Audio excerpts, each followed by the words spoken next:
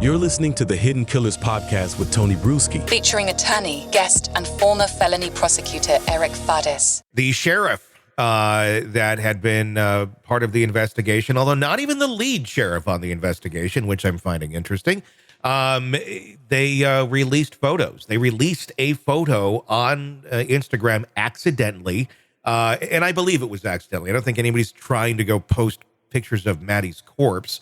But I guess the bigger question is, why was this photo so easily accidentally postable on Instagram? I'm assuming this was probably on his personal device. Thumb got a little too fat and oops, clicked a second photo when you weren't intending to. I mean, that is scary in itself, that this would be on his phone.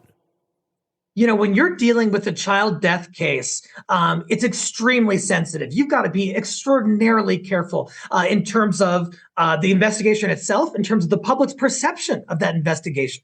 And here, to make such a careless error in such a grave circumstance, I think could cause the public to lose a little bit of trust in law enforcement as they're pursuing this. Like I said, like you said, it's probably an inadvertent thing that happened, but my gosh, what a terrible error. Well, it seems like there's a very lax policy there with the Assaoli Sheriff's Department, because there was also another picture that was posted by another member of the staff, kind of like getting a selfie as Stefan was doing his perp walk.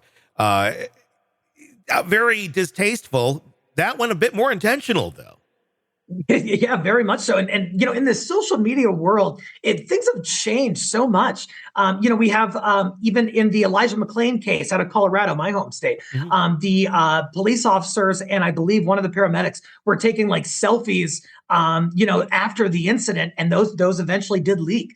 And so, you know, if you're in law enforcement, if you're in law in general, this is evidence. And you're talking about a dead girl's body. You've got to be way more careful than this.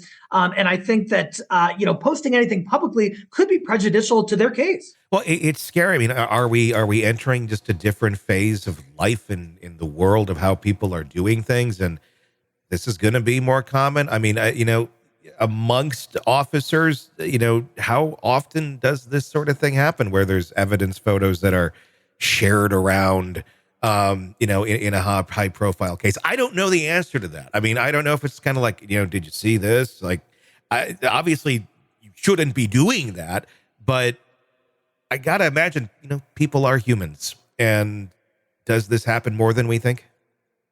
Yeah, I mean, you know, you kind of think about a lot of people take photos at work. They take photos of their desk or coworkers, or whatever. Yeah.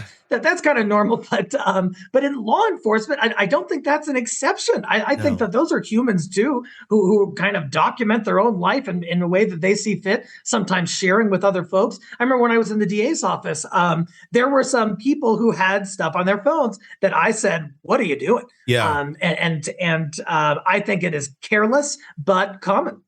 That's the interesting thing. It's almost, I don't want to say, maybe it is a generational thing where for some this is just not remotely acceptable. And for others, I don't think they even realize that this is inappropriate.